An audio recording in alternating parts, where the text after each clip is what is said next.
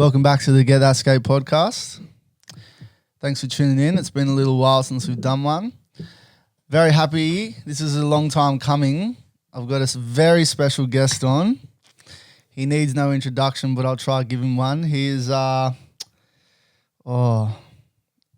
downhill.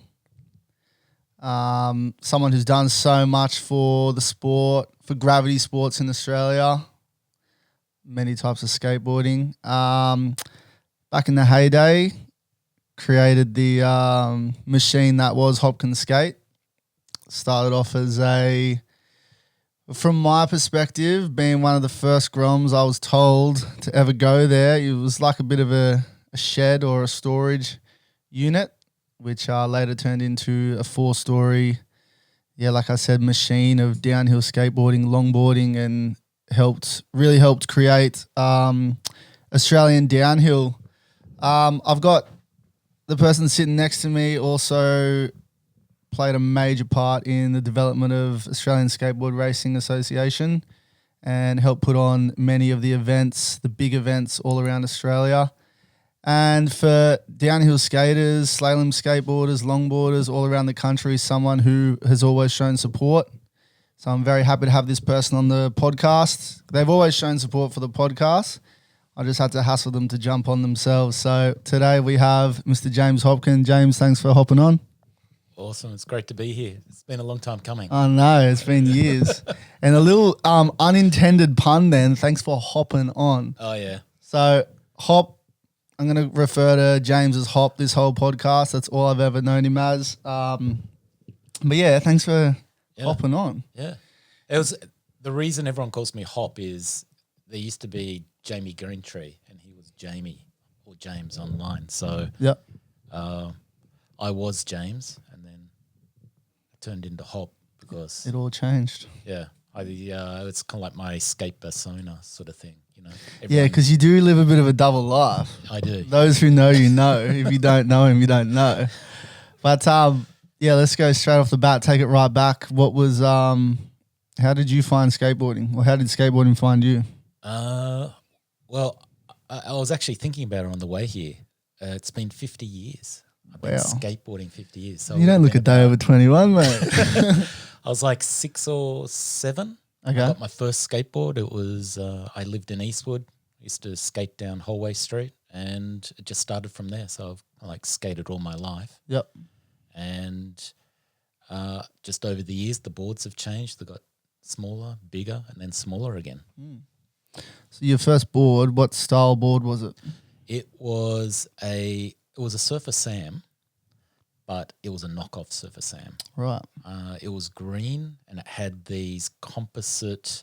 They weren't clay wheels. They were sort of like they'd actually chip, so almost like rubber. Yeah, right. And they didn't do much. They didn't turn much. But the road I lived on was a hill with a run out, and it didn't have gutters. So it had like these. They had like the driveways were like banks, so you could skate down the hill and then carve the banks, or we wouldn't carve them. We'd sort of do like a 360 or 180. Yeah, like a cut back in it. Yeah, and it was like it was our skate park. We just skated that road all day. We're just like groms in thongs sort of thing, you know, wearing thongs, going down hills. So at the stage, because you're similar age to my old man grew up in North Ryde. Right. And he's got lots of stories about, you know, him and his brother, my Uncle Steve, making boards. I'm lucky to have some photos of the boards that they made. They would do like full old school, like roller skate, make your own board. And they tell me stories of like when they were growing up in the area, there was a certain time where skate parks started to become a thing. Were you skating around that time? Yeah, so there was a skate park that started in Ryde and they were starting to pop up, but I was sort of just more one of those kids that just skated the roads and whatever was around. Yeah. The skate parks tended to be, the first ones were commercial, so you had to pay to go and you didn't have really money as a kid. So, and our boards were just, we were just hacking stuff together. We used to do a lot of, stopping with the tail. So I remember Eastwood had a steel mill. It was just they used to cut metal. We used to go there and we'd get these squares of metal and bolt them to the bottom of to the tail to stop them wearing out and also to make sparks. Yeah, I was going to say there'd be sparks then, right? Yeah, but if you made the plate too much, then the board would just go down the hill. Yeah, doing a wheelie sort of thing, doing a mono. Yeah, my dad tells stories of these skate parks just started popping up, and then it wasn't long before they were taken away. Yeah. So he, like most Australian dads, if you're an Australian watching this, every dad has their stories. My dad reckons he invented the handstand while skating down a hill. And any hill I've skated down in the world, he likes to say he skated bigger ones when he was younger. I'm like, bro, no, he didn't. But yeah, so when you were younger, you were quite young when you had your first board, but how long until the second board came around? When you knew okay, this is what I want to do. What's the next best thing I can get my hands on? So we moved to Beecroft in Sydney, and it was a very hilly suburb. Yep. And the road that we lived on again was a hill with driveways and banks. But our neighbour threw out it would be like the size of, a bit bigger than a penny, would have been 28 inches long. It was sort of like a solid wooden board with a kicktail, had trucks, and I got these big OJ orange wheels for it. And I just lived on that board for probably 5 years. I did everything on it. And it was great because the board was really stiff, so I could fly down a hill. Yep. It was small enough to turn. And we had a supermarket near us, the Module supermarket, and it was almost like a skate park. It had banks, and the way that it had sort of almost like this really soft bowl in it, and you could skate around, and then you could skate actually down the car park and onto the road. So we'd just skate there. Me and my friend would just skate there all weekend. That was my next question. You were saying we would skate there. Like when you got that second board, when you're living in Beecroft and you realise this is what you want to do, did you have a crew? Did you have one friend? Did you have a sibling? Or because, growing up for me, there's been crews come and go, and now lucky enough to have a solid crew that's been around for a while. What was your crew like when you were younger? I had some local friends that skated. Yep. And we're still friends. He doesn't skate anymore. But I was always pretty much a solo skater. Right. I was just skated by myself. It was a way of getting around. It was a way of just burning off energy. So I did a lot of sport when I was younger. So I would skate sort of like on a Sunday. Right. When most people were going to, say, the skate park and so forth, I was usually playing some organised sport like rugby or athletics or something like that. Yeah. Yeah. Yeah, I was going to ask what sports you played. You played rugby union or league? Rugby, basketball, and athletics. I was right into athletics. So. What So your mate you said you were skating with, he's not skating these days. No. Did he skate for long or? No, not really. Yeah. They sort of our skateboarding, it was just before the sort of 80s boom. Okay. So we were sort of like in between that 70s, 80s boards. Our boards were mainly just for getting around. Yeah. And BMX bikes came along, so we sort of also had BMX bikes. Okay. And so, bikes and skateboards, that's how we got around. So it was mainly for just transport, that sort of thing. Yeah. And I've always just skated down hills. It's just one of those things I've always enjoyed doing, carving, skating down hills. And when the 80s boom sort of started, I didn't really connect with it. I didn't really get into wide boards and ramps and all that sort of stuff. That's what I was going to ask. You said you were skating with your mate up until the 80s boom. What was that like? What did it look like in Australia, the 80s boom of skateboarding? It was big. It was crazy. It sort of, it seemed to like it just happened all at once. That, all of a sudden there was just skate shops popping up everywhere, and there was just, teams touring, and it was pretty big. It was. I heard that just sports stores were starting to stock skateboards. Yeah. Yeah, we had one in Gosford on the coast where I live. It's been around. It was around for 50 years, and they were apparently stocking skateboards back in the day. Yeah. So the 80s boom came and the ramps and the this and the that. Obviously, yeah, like you said, tours, brands and pros were doing tours. Were you like watching any of that skating? Not really. Yeah.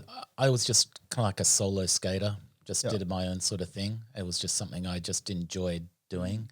The type of skating I liked, they weren't really doing. So I wasn't really into ramp skating. There weren't that many skate parks around. So With the facilities that we have today and the skate parks that are just popping up all the time, it's easy for like a family to, kind of push their child into that and take them to all the skate parks and have them be exposed to like some really good facilities. But similar to you, like my skateboard was how I got places. yeah, that's what. If I wanted to go to the store or to my friend's house or to the bus stop, it's like, well, you got to ride your board. Yeah. And luckily, it sounds like similar. I grew up in a hilly area too, so I had no choice but to skate down hills. Yeah.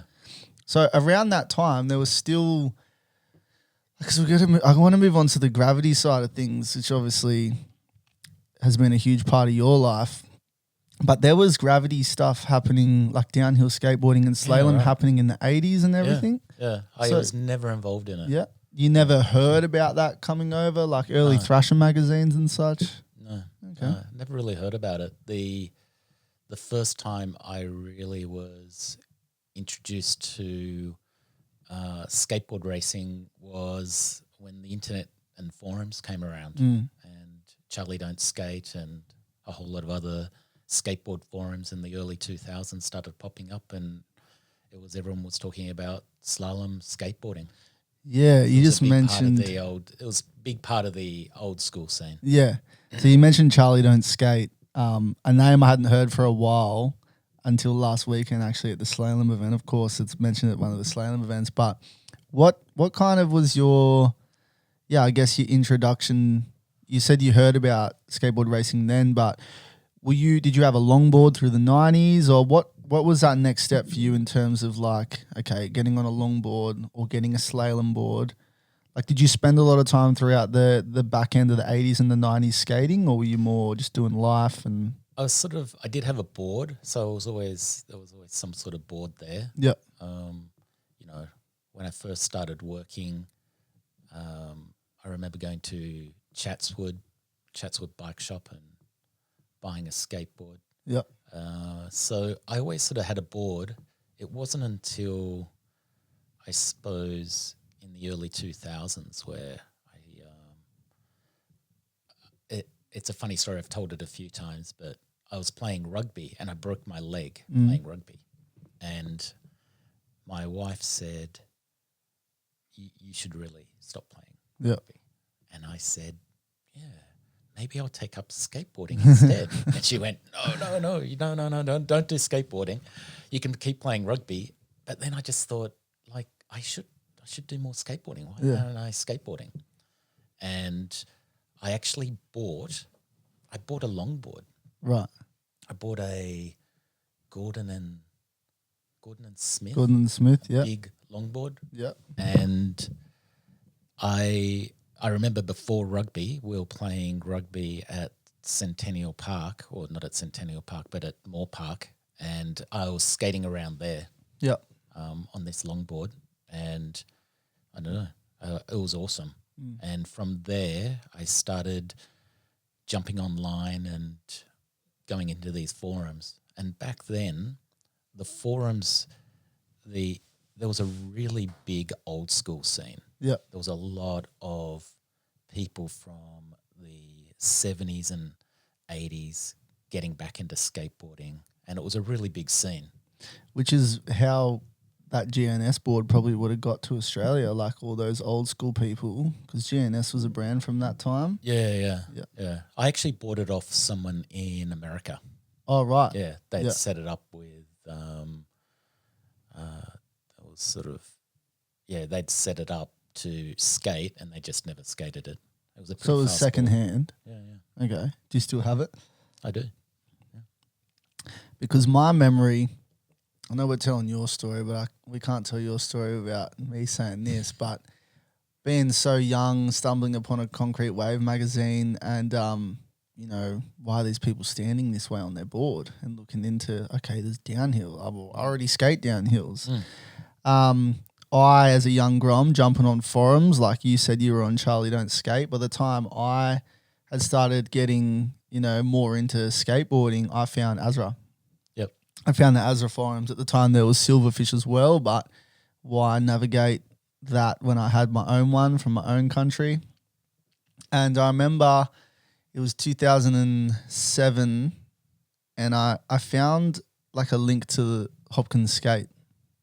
And there's a really cool, there's like an app or a website that you can go to on, your desktop called Wayback Machine, where you type in a link to a website and you can see a snapshot of what it looked like.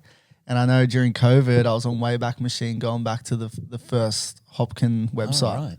Nice. And my memories of the Hopkin website, this like first finding it, I thought, because I rode a FlexDex, which is a flexi board, and I had reverse kingpin trucks, and I thought it was like an absolute machine, but it wasn't what I would later find.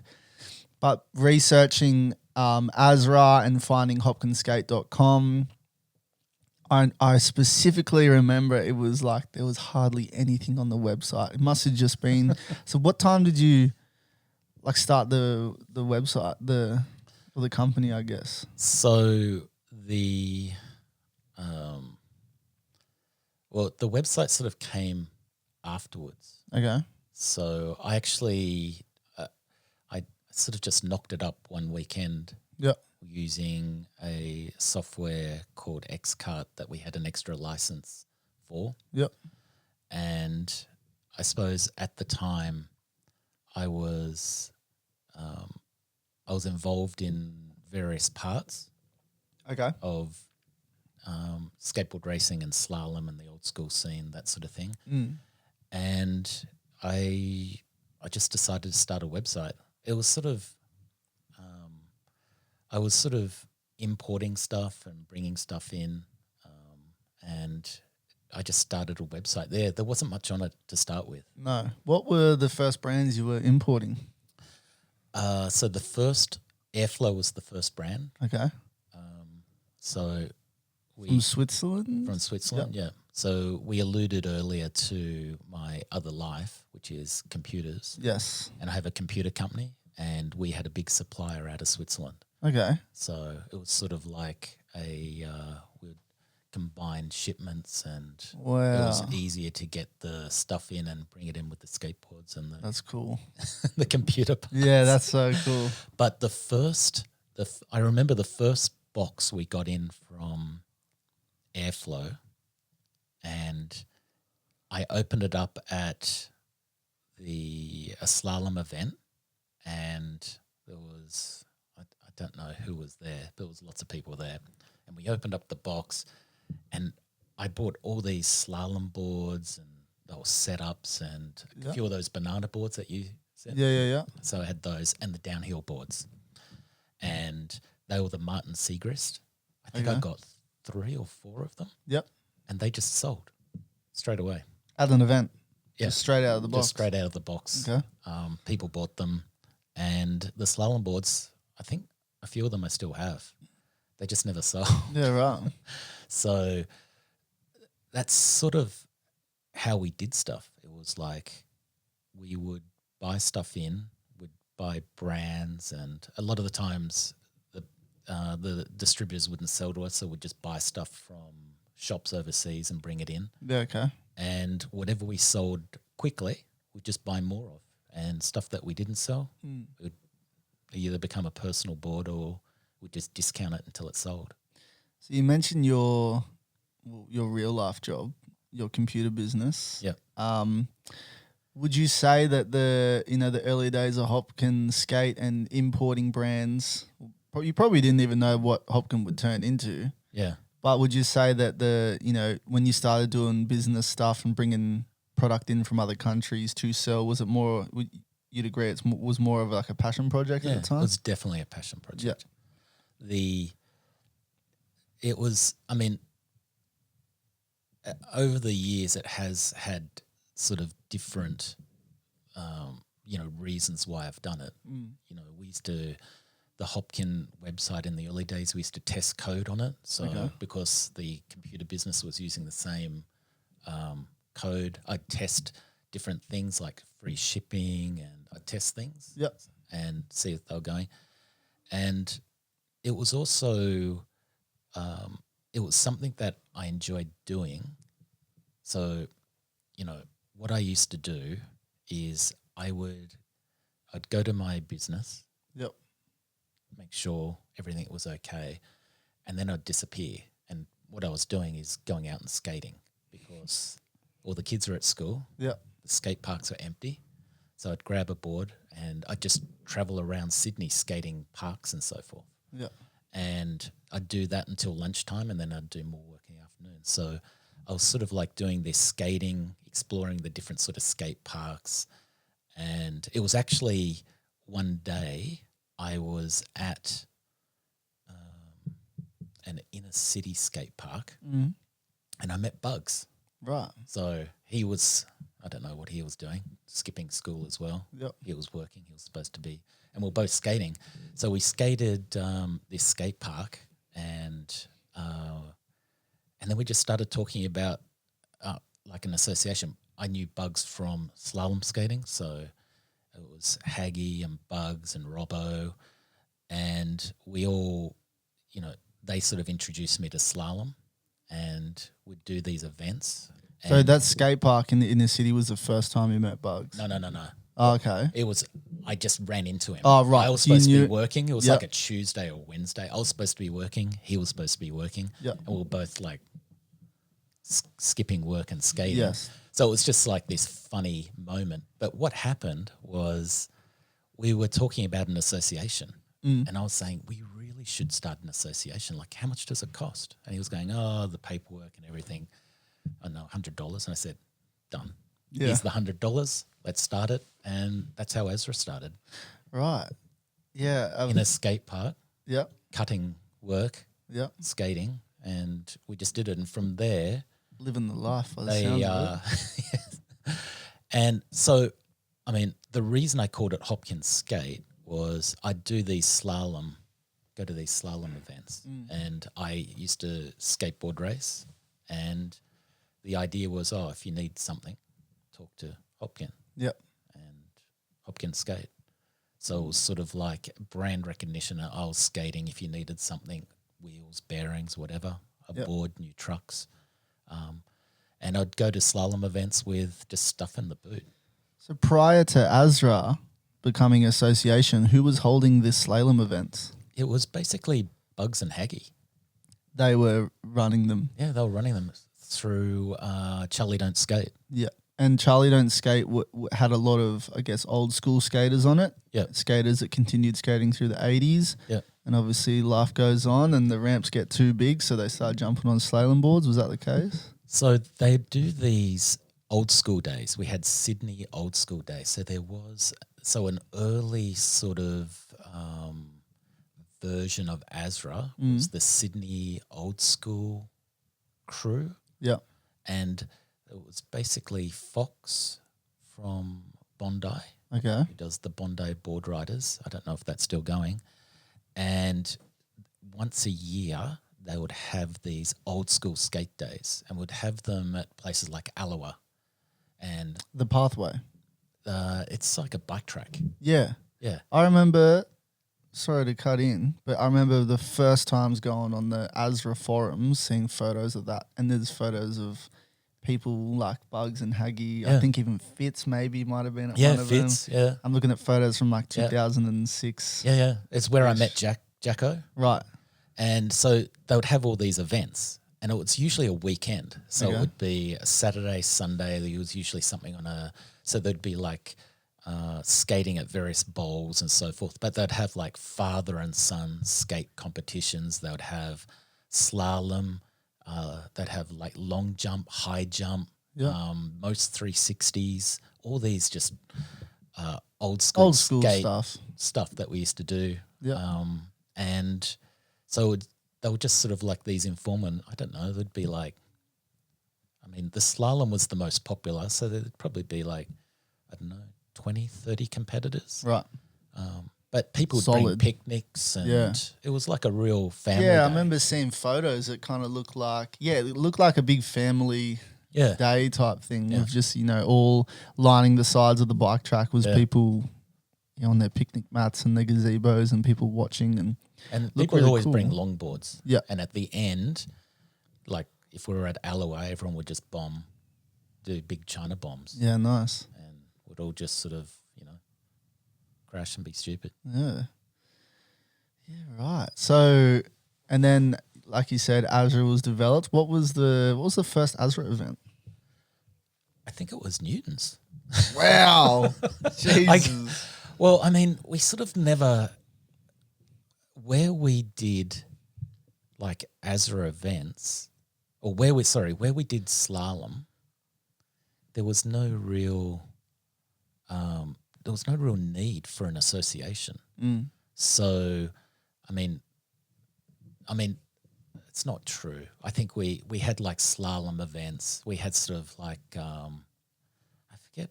I mean, it's all such a blur now. But there were slalom competitions and all that sort of stuff. The first downhill event was definitely Newton's. Yeah. I don't think we'd done one up until then. I remember talking to Dado at one of the slalom events because he was like renowned as a downhill person. Yeah. And I had known from the early days of the website that the downhill stuff sold. Yeah. That, the downhill stuff could be easily set up and someone can like do it by themselves. The slalom was a lot harder. It's a harder board to configure, to get right. You know what I mean? Yeah. And then you'd have to set up cones and it was a lot harder. And so, I mean, I was selling a bit of downhill stuff. So I remember asking Dado, I was saying, we should do like downhill, maybe like it would be easier because we'd do these slalom competitions. It was kind of hard setting up all the cones and having people setting, and he was like, no, you don't want to do downhill. It's too risky, all that sort of stuff. But the funny thing was that's where it went. It was sort of the downhill took off, I think, because young people did it. Yeah. And it was easy and it was accessible. Right. And people could start off with just a standard board and progress from there. So like I was saying, the website, the time when I went on it, it was like very kind of bare bones from memory. There wasn't a lot on there because I think it was the very, very, very early days. I do remember there being like an Evo and maybe like a Lanyard's Evo and maybe at the same time like a loaded Dervish, obviously being the two most popular boards at the time. Yeah. And I remember just thinking like, okay, what is this? Because I have this flexi board, with a sharp nose and a long tail, and I thought I was just unaware. I was uneducated as to what was out there, and stumbling upon a concrete wave and seeing the way they were standing, and then finding my way to Hopkin Skate. It was just like, okay, well, I need this. And my mum used to work for a company that was like book and record sales. They'd hire out different halls for like a radio station, classic radio station. Sydney would like back it, and we'd go to these halls. And I remember going to what was up from St. Leonard's. What's the town next to St. Leonard's? Artarmon, St. Leonard's, North Sydney. Well, it was like basically St. Leonard's, and we were working. Crow's Nest. Yeah, Crow's Nest. Yep. We would work at this town hall at Crow's Nest. And I'd get paid for it because I was a young fella working hard. And I remember like it was like the stars aligned that I'm like, I'm working here. I'm getting money. The skate shop's down the road. It was 2007 at the time. Wow, that's early. Yeah, so I remember like ringing the shop, but my mum made me ring. And like I'm a kid in whatever year it was what year I was in at school. So 2007, I was in year 7. And I'm like, I'm not going to call like these adults. Like it was like, how it feels to make a doctor's appointment. And I remember calling and being like, hey, like, could I come and buy a skateboard? And whoever, whether it was you or Robbo or who, I don't know who would have been there. Jacko. Jacko or myself in those days, yeah. So I remember like waking up the final day of this sale with my mum and being able to, she let me walk down there by myself because she had to work, which is, a big thing. I'm in this new town, being able to go by myself. I had a wallet full of cash, and I remember walking in. I'm pretty sure it was Robbo. Oh, okay, yeah. So, yeah, I remember him saying like, oh, yeah, we don't have kids coming in here because I was like a kid. Right. And I bought a Land Yachts Chinook, the one I showed you in the garage. Wow. The best Land Yachts graphic that ever was. Absolutely. Ever will be.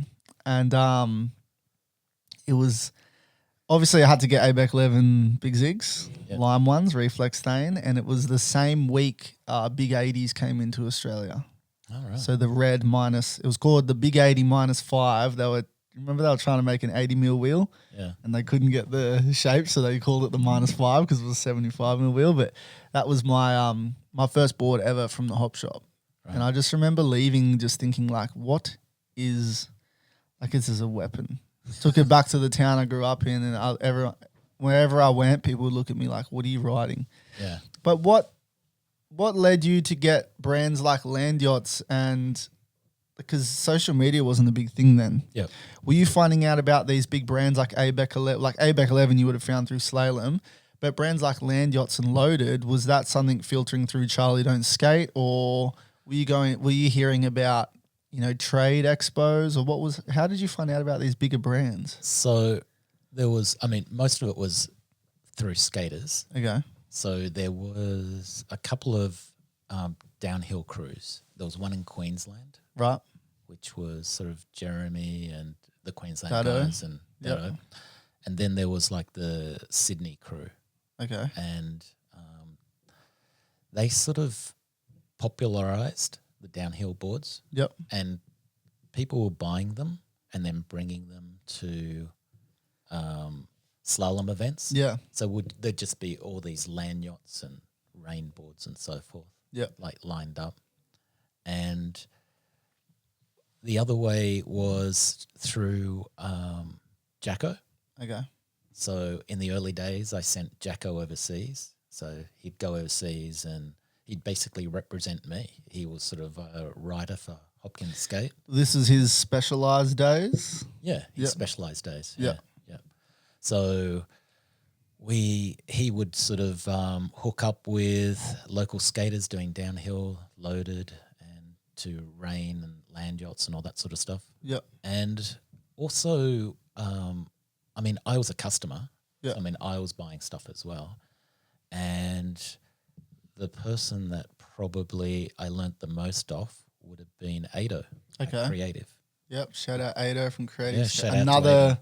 huge name in the ginormous in downhill skateboarding. But if there was something worth like skating at that time, Ado had it. Yep. And he had a lock on rain boards. Sorry, not rain, land yachts. Right. So he was buying. So in those early days, we would all buy direct. There was no distributors that wanted to be a part of it. So he would buy land yachts.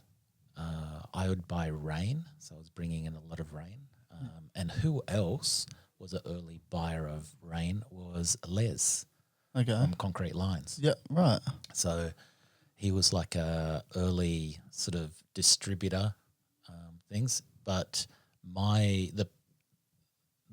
suppose the brand that really made Hopkin was Loaded. Okay. They were the ones that, because I would call people, you'd ring up, and a lot of them just didn't know who you were. They didn't understand like the market, and we didn't really understand. Yeah. And it was hard to buy stuff. They would just, we're already selling to someone in Australia. Yeah. That sort of thing. But Loaded, shout out to Loaded and Don. They took my phone call. Right. And listened to what I had to say. It would have been early days for them. It was really early days. Yeah. And so we started doing a lot of Loaded, and then the orangutan turned up. Yeah. And that really lit a fire under everything, those early orangutan days. Well, what were people riding at the slalom events prior to getting Otang and getting more brands in? What were people riding for wheels? So the early wheels were 3DM and Seismic. Right. So it was a lot of 3DM stuff. The ABEC 11 just always seemed to be around. I mean, that was the big wheel in the early slalom days. Yeah, because you'd buy, you'd have like your yellows on the front and your greens on the back. Yeah.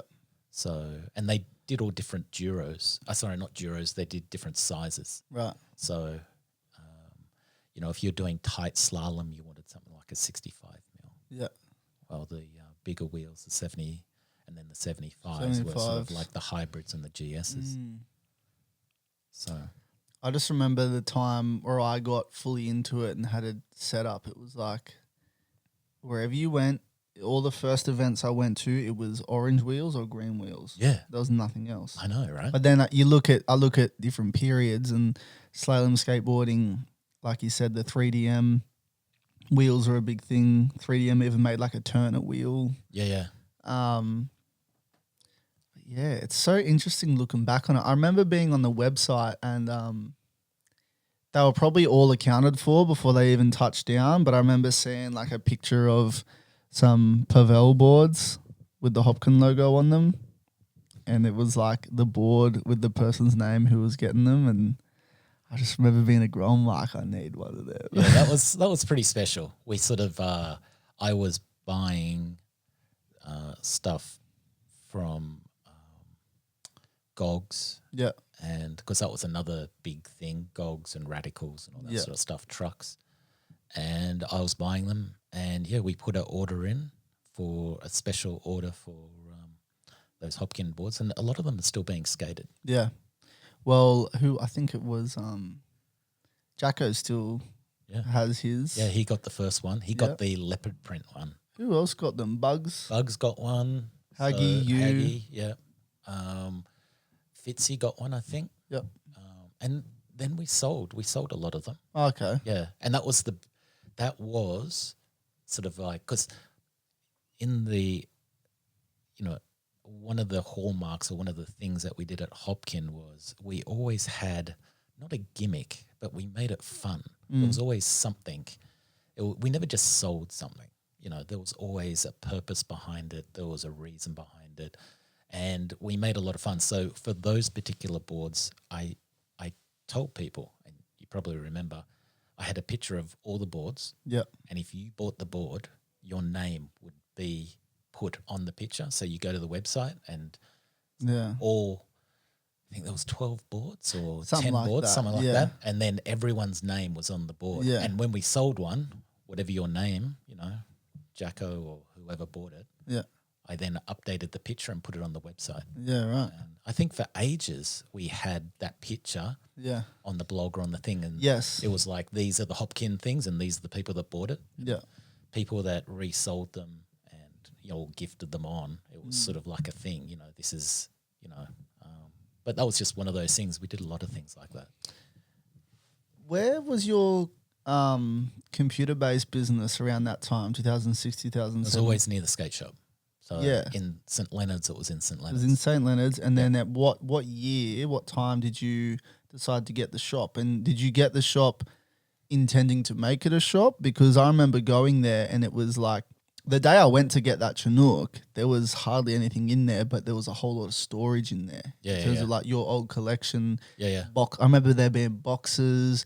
I just remember that what was available to buy it was just like maybe one or two of the size of this. So what was your intention with the shop in the beginning? So, I mean, to paint a picture for everyone, I mean, you coming to the shop was, it was a pretty scary thing. Not scary, but it was a bit unknown. So the original Hop Shop was a warehouse and it was down a little alleyway. Yeah. And purposely we had no signs. We had really nothing that actually said, all we did is have skate stickers on the glass door. That's right. The whole intention. Oh, them flashbacks, yeah. It's so cool. Yeah. And the whole intention behind it was you had to know where it was to go there. That you had to be told by someone. Yep. Or you had to find out where we were and you had to intentionally go there. Yeah. And that was part of the marketing. It was like this secret skate shop. Right. And the idea was, and I think it worked perfectly, which was it was almost like going to Wonderland. And that's sort of what we built. When you go down this like little alleyway, am I going to get mugged? This is kind of scary. It was scary, Knocking on the door, Yep. opening it up, and then there's just every type of skateboard that you want. It was just like this, like Aladdin's cave. So originally, I was collecting skateboards. Yeah. And in the early days of the internet, there was like eBay and all these auction websites, and people were just selling just Australian boards, memorabilia. Just they were literally people were finding skateboards on council pickups, and they're just taking a photo of it and selling it on eBay. Yeah. And some of these amazing boards. I was going to say, were you finding gold? Yeah, absolutely. So I was just collecting boards. So I'd just buy these boards, and I had a storage unit, and one day I was driving to the storage unit, Yep. and I just passed, and it was a handwritten sign, and it said warehouse for rent. It was literally a piece of cardboard stuck on it, and it was like, oh my gosh. I mean, for a skateboarder, a warehouse means skate ramps. Yep. So that was the original like hop shop. So I rented this warehouse for my skateboard collection. Yep. And I hired Bugs. He didn't have a job at the time, so he was employee number one. And every day, it was kind of funny. Every day he would come to the shop, and he would have a different method of hanging up the skateboards on the things. So it would hang these boards up, and then would come back the next day and they'd all have fallen down. Yeah, right. So he spent like a month or two working out the perfect system Yeah. to hang these boards so they wouldn't fall off the walls. And then once we did that, I bought ramps and built ramps. And Were they those fresh pack ramps? yeah, the fresh pack ramps. Yeah. So Did you import them, or were they Australian? Because I remember them being in Concrete Wave. Yeah, so I think it was the company that did Sector 9 originally. Right. They were like a surf company. Yep. And they were in Warriewood or somewhere Okay. in a warehouse. And I think they did them originally. That's something I probably skimmed over. What were you getting Concrete Wave around these times? Were you finding anything out through them, or were they not here yet? I think we were. I mean, I was a subscriber, so Because the issue that changed my life was from 2007 with Dado on the cover, right. and you could find out so much in them. Oh yeah, they were. Which I think is so beautiful, and it's kind of sad we don't have that these days because everything is instantly right there on your phone. But like waiting for the magazine to come or trying to find it at a newsagent in Australia, like this is something coming from overseas. So we're getting it late, Yeah. and then you got to find it, Yeah. and you got to be lucky enough to find it. And I remember like being a grom flicking through it. It was just like crazy. Yeah, I mean, it's funny, but those Concrete Waves, we were buying it for the ads. Yeah, right. I mean, the ads were the things that everyone loved. I mean, you'd love to open up and see what the latest land yachts Yeah. range was, what Rain had, what, you know what I mean? Yeah. And the article's good, talking about various things, but we would literally be in the hop shop and would just all go over the ads. What's this? What's that? Should we get this in? Yeah. Should we call these people? That's what I was just thinking. Someone who, your storage space turned into the shop, and we'll get to that. But were you looking at those ads in the magazine going, well, I need to get that in, and then I need to get that in? Yeah, It basically. was like a kid at Christmas. Yeah. Literally those.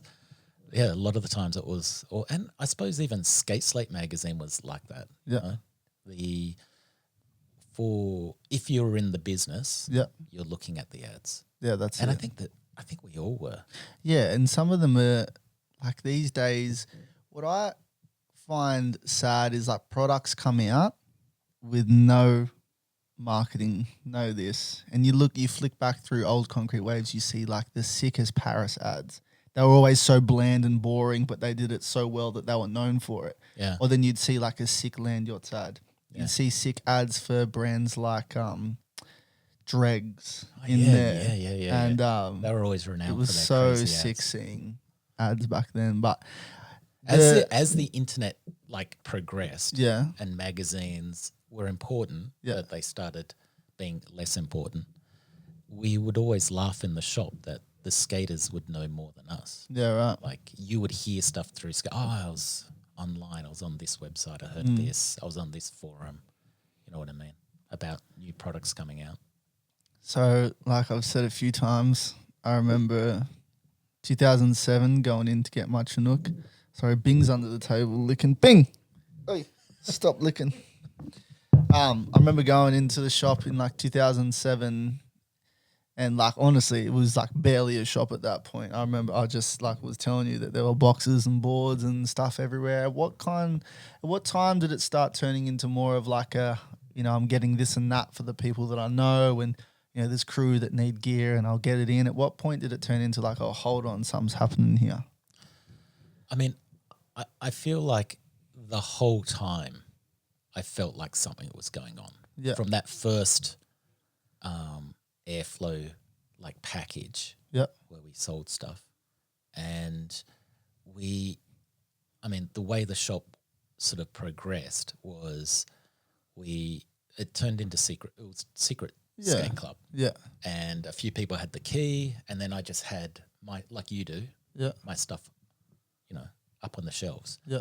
And then people would ask to buy it. And I'd go, oh, yeah, you can buy those wheels, you can buy that. And I was sponsoring Jacko at the time and he wanted a job. Yeah. And I said, well, if you can sell a skateboard a day, you've got a job. Wow. That's And sick. That's what he did. Yeah. He just started Hustling. Yeah. And probably I think- riding a rain hustler at the time too, probably. but it was also e-commerce and the internet was taking off. It was changing. And we were probably the first online shop. Well, who else was around then? Was Skater HQ a thing? Yeah. I mean, everyone was around. The thing was the industry was petrified of online shops. They thought online shops are going to put everyone out of business. Yeah. And a lot of the distributors were literally, if you have a website, you can't buy off us. What? Yeah. And I remember I won't mention names, but a distributor who was the original Land Yachts distributor, and she told me at this conference. So Azra put on a display. It was like put on a slalom race inside this warehouse. And it was also what? Yeah, I know. Right? I'm thinking you put you. No, I thought you were about to say we held a race and then we had dinner afterwards. No. It was like this massive ramp, Yep. and then it was like I don't know. It was only like 50 meters or maybe 40 meters of cones on this slippery concrete. It was crazy, but it was part of a conference or a industry conference. Yep. And all the distributors were there.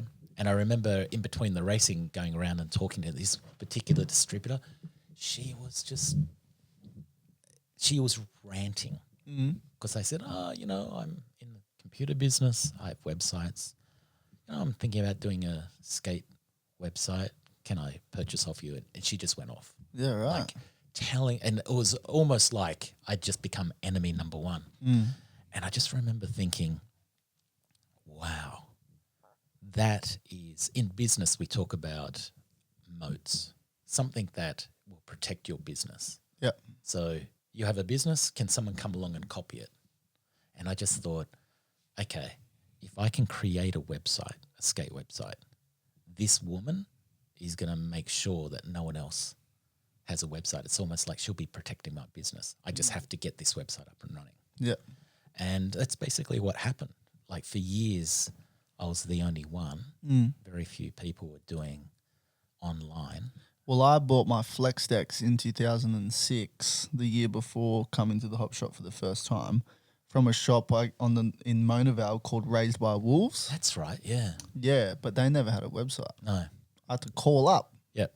I heard of someone who heard of someone who heard of someone that they had Flex decks. So FlexDex's website told me that they had it, but they didn't have a website. Yeah. So at the time, it was early days, like I'm talking 2006, but yeah, you had your website up in 2007. Yeah. So, yeah. And it was so I think going back to your original question, I think the business was always there. Yep. And I felt like it was growing and things were happening. And I think we just fell into a good business model, which was, like I was saying before, if something's sold, get it back in. If it doesn't sell, get rid of it.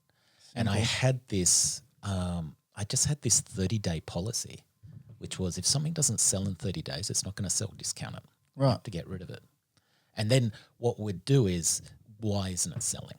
Okay. You know, some boards, if it's a bad board, we give it away, you know, or whatever. But a lot of the times it was people didn't know how to set it up. Maybe it wasn't displayed right. You know, there's a reason why it hasn't sold. And we sort of came this really lean selling business. Yeah. So we sort of we knew our customers, we knew our customer base. And the great thing about the early days of the shop was we never bought advertising. So, I mean, we really did have cheaper costs. You know, I was in a warehouse, so I had cheap rent. We were selling online and people it happened organically. And it just all happened organically. Yeah. And like I said, we did set up the business that it was sort of like the anti-skate shop. Yeah, okay. It was just the anti-skate shop. It was like we didn't have clothes, we didn't have shoes. Yeah. To go there was to buy a board. And we set the whole shop up. We'd always be refining the whole shop. So it was like a conveyor belt. Yeah, it's like you could walk through. Yeah, you could walk through. So the whole shop had intention. Yeah. Here are the boards. This is the board area. You look at all the boards and all that sort of stuff. You walk in, it was on the left. Yeah, the board that's room. right. Yeah. And you'd find the boards and so forth. And then we set up the counters. So the first counter was the trucks. Yeah. So we had the counters with the trucks. You'd pick your trucks, and then there was the wheel wall. So then you'd pick your wheels, and as it would go down, the last stop was you get it assembled. Yeah. And you pay for it. So people had a way of walking through the shop, and it was sort of like it stepped them through the process. Yeah. And I guess by the end, they would have seen every product. They've seen every product. Whereas at the times, like we had surf shops on the Central Coast that would sell complete Sector 9s. You couldn't buy a deck anywhere. Yeah. And I was just thinking then when you're explaining that it's second nature to us because we know what we like. We know how to set a board up. We know that this truck's good for that and those wheels are good for this. But a lot of people who are being new to it, buying a complete board to bomb hills on, it's probably going to you're probably going to end up worse off. So finally having somewhere like Hopkin Skate where to get, purposely, imported products specifically for what we're doing, whether you're a slalom skateboarder, whether you want to go super fast with the Sydney crew or whether you just want a longboard, there was nothing like it at the time. Yeah. To build something from nothing in terms of like a setup. But there was a reason why we had to do it. Yeah. And that was we weren't allowed to buy from the big distributors. Yeah. So, Sector 9 and, those distributors weren't going to sell it. So we couldn't buy a complete skateboard. We had to buy parts. Because it took a while for Sector 9 to be stocked there. Yeah. Took a while. Billabong had to buy it. Yeah. But the thing was we couldn't afford all the stock. Yeah. But what we could afford was a deck, trucks, and wheels. Yeah. So we could sort of have like enough things to build, enough completes. Yeah. But I didn't have to have, 50 sets of wheels for 50 decks. Yeah. So, we'd only have a few sets of wheels and we might have more decks. So, as the business progressed, we were able to offer those completes because we were assembling them. Yeah. and we'd match things. But the other thing is there we found out pretty early on that parents were buying the boards for the kids. Yep. And especially the mums would come. And getting the mum involved in building the skateboard, because when it came to the trucks, there was usually a range of colours. So the board would be on the counter. Mum, what colour truck should I get? Then now mum's involved. Yep. Oh, well, you've got this purple, in the deck. You should get purple trucks. Yeah. And then we'll match it with some pink wheels or some, yellow wheels or whatever. So there was like this, there was a definite sort of a purpose behind what we're doing, but sometimes that purpose was just because we couldn't afford 50 Sector 9 completes, but we could afford sort of 10 decks, 2 sets of wheels and some trucks, and then we could assemble what we needed, and then we'd get more trucks and wheels in. So, what other brands did you start getting in? Like it's so cool knowing that Airflow was one of the first ones. I was expecting like a Landyacht or an ABEC 11, just especially ABEC 11 being like a slalom wheel. But what were the first kind of brands that you were bringing in and that you were really like stoked to have them there and they were making innovative products and whatnot? So, I mean, Loaded was the first one. Yeah. I mean, that was the first major brand that we got in. A lot of the early products we were just buying through skate shops. Who were you buying through? If you couldn't get it from a distro, what shops were you buying from? We're just buying them from anywhere in the US who'd sell to us. Right. And it came down to shipping. Yeah. So if we could get someone on the phone to, do a deal to buy some stuff, it just came down to shipping, because if the shipping was too much, it'd make the product too much. Yeah. And we'll pretty much, in those days, you're making the shipping amount. That was your profit. Yeah. So if you could get it in cheap, but I mean, we were bringing in, Maria from Skate Kings. Okay, she was very early. That was probably actually Airflow and her were probably the two people. So shout out Maria and Richie. Yeah. So I mean, we were doing like tracker trucks from them, and they were doing sort of different sort of slalom boards, that sort of thing. The Skate Kings boards and whatnot. Yeah, but they would also do wheels. So slalom wheels and, ABEC 11s, seismics, that sort of thing. So, I was getting a lot of wheels from her. So is that where you were getting the modified Bennetts and whatnot? Yep. Yeah. Right. Yeah. There was a few people that were doing them, but mostly I'd get them through her. Yep. So things like Tracker. I was still doing a lot of park skating and bowl skating and so forth. So I was buying pocket pistols. Okay. Yep. Because he did a slalom board occasionally, but he'd also do the Jason Mitchell Racer X boards. Yeah. My first slalom board. Yep. And so I was doing a few different sort of brands. There was a lot of products associated with Charlie Don't Skate, and Charlie Don't Skate he was selling a lot of stuff through the forum website. The forum website, and so there was a lot of brands associated with just these old school like pool boards and that sort of thing. Things like doing Charlie Don't Skate branded stuff, collaborations. He was buying. Oh, he did do some boards. Yeah, he did make some boards, some Charlie Don't Skate boards. Most of it was sort of BDS and just there was old school army. Yeah, old man army. Old man army. I remember they did a Charlie Don't Skate something. Yeah. And who else? Oh, one of the other early brands was Skaterbuilt. Yeah, okay. We did sort of Skaterbuilt stuff because he did pool boards, that sort of thing. Did the nice Formica finish boards as well. Yeah.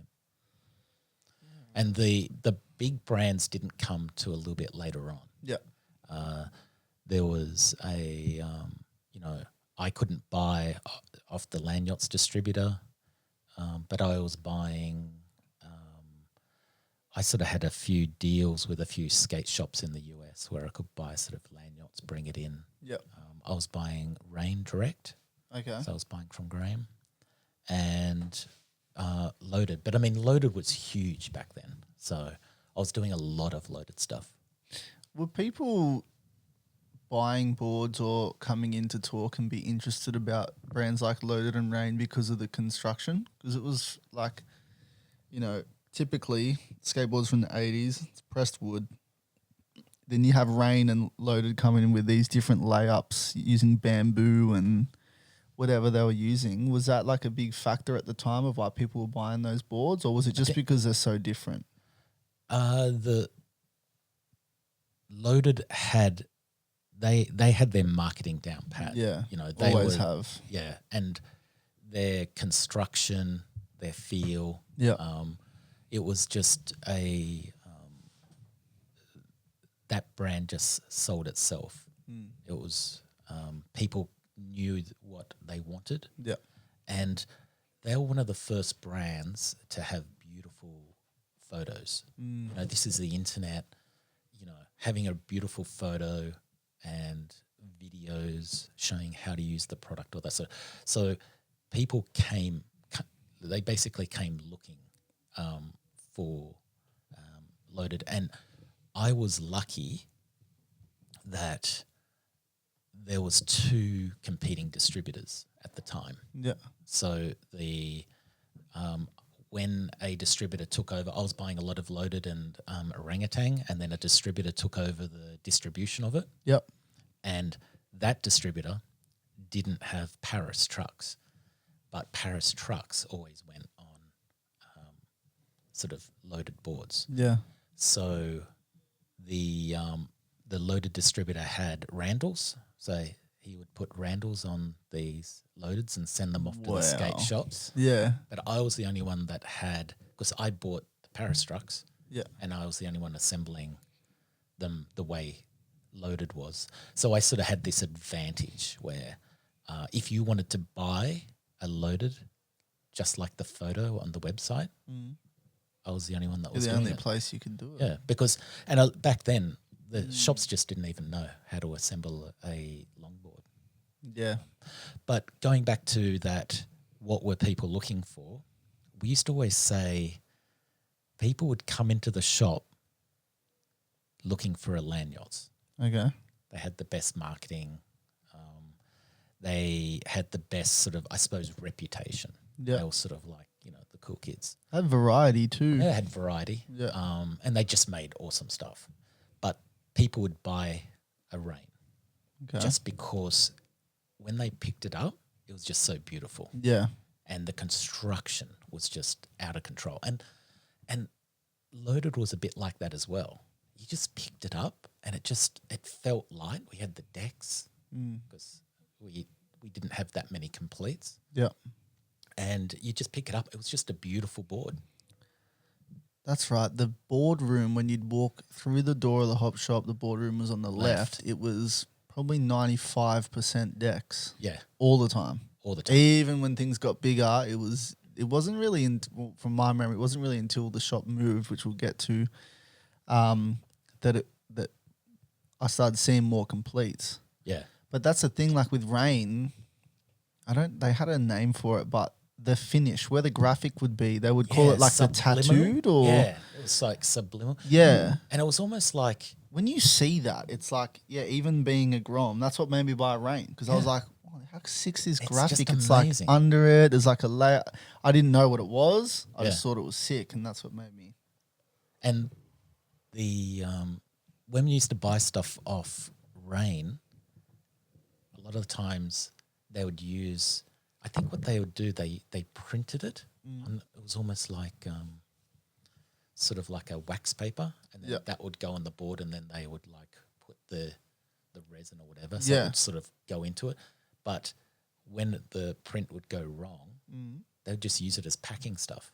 So we'd get these boxes, Yeah. and it would have like all the graphics printed on sort of rice paper. Sort That's of thing. so sick. I saved a few. Yeah, right. Yeah.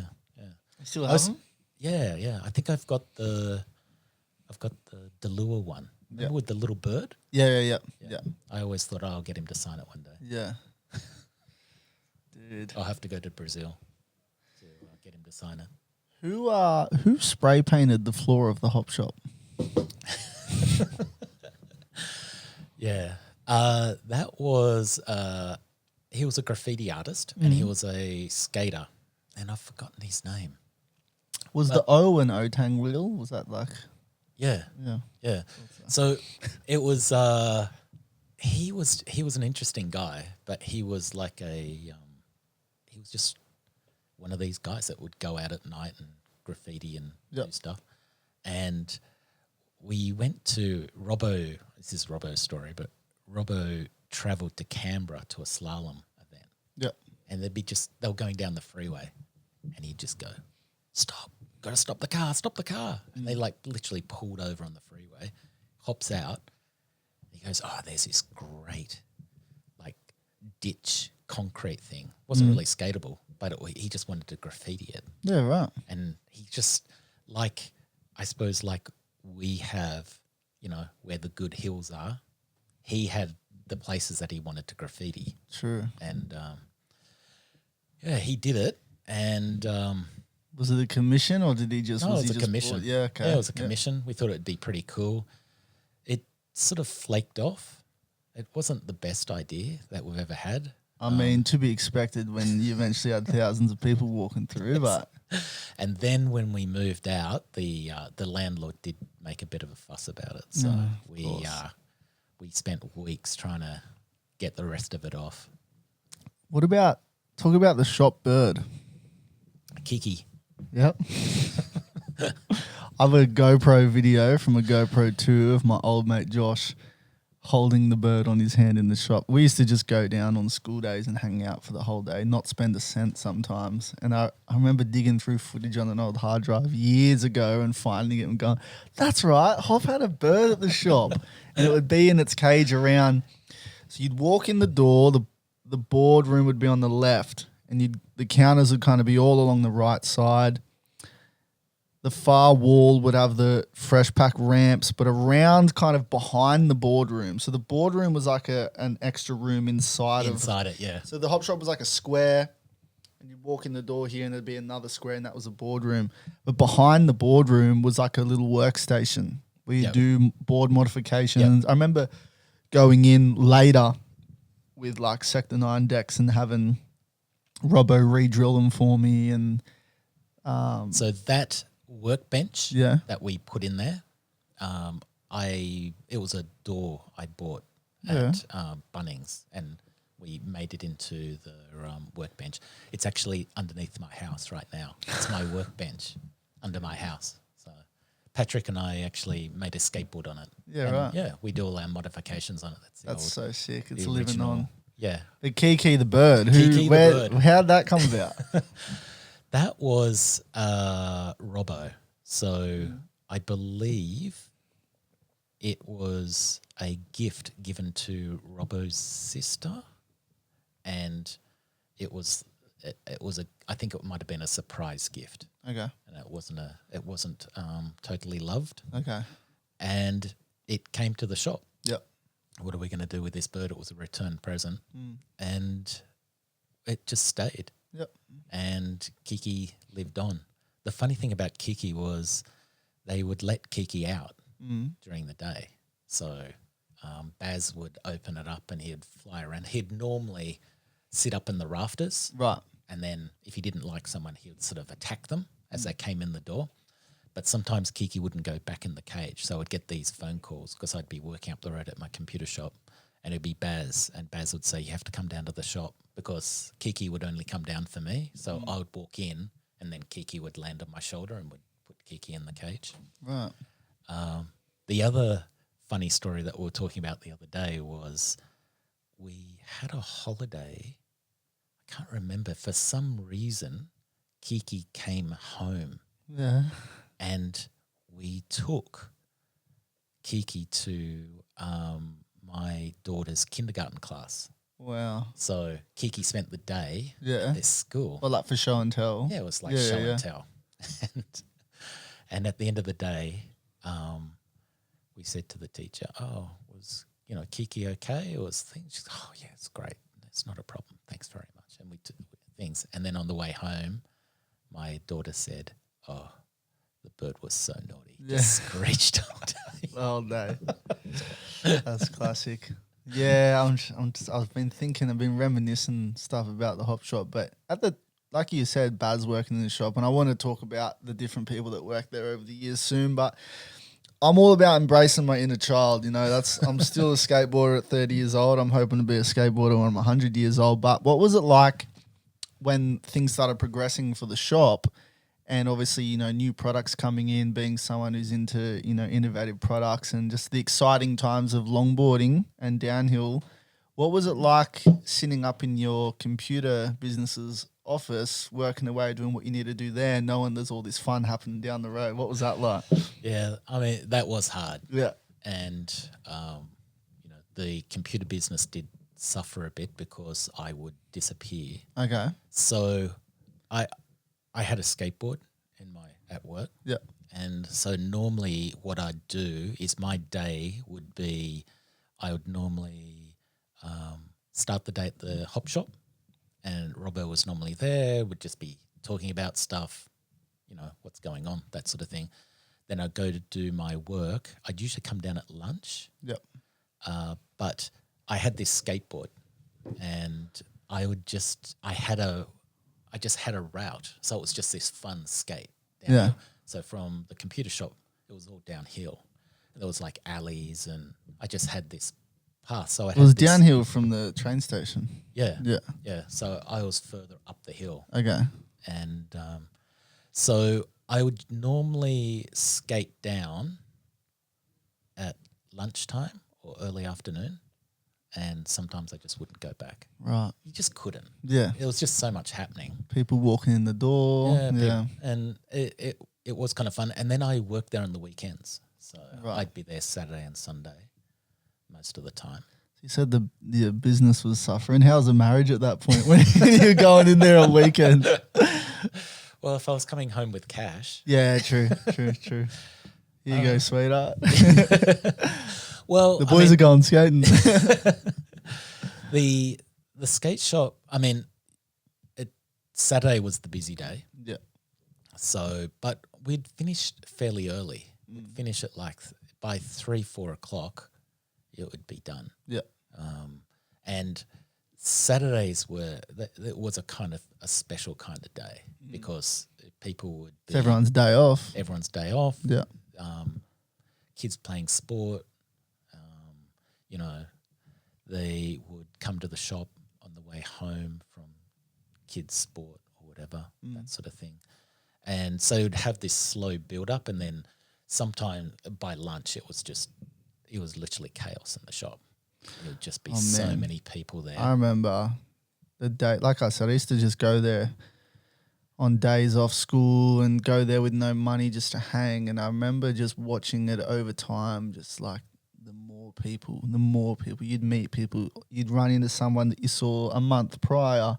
You'd see the same people every time you'd go, and it's like full bizarre to think about. Yeah. And it was a meeting spot. And I mean, as the shop progressed, it was also a swap place. People would buy and sell stuff. They'd meet there to swap boards or meet there to buy a new deck, but not from us. It'd be just arranged online or whatever. So it was ever an issue? Yeah.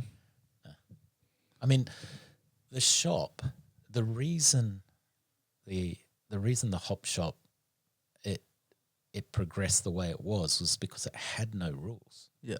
It literally had no rules. So we would, like I said, something didn't sell, we'd get rid of it. Yeah. If something sold that week, we'd buy 2 the next week. You know what I mean? And we just followed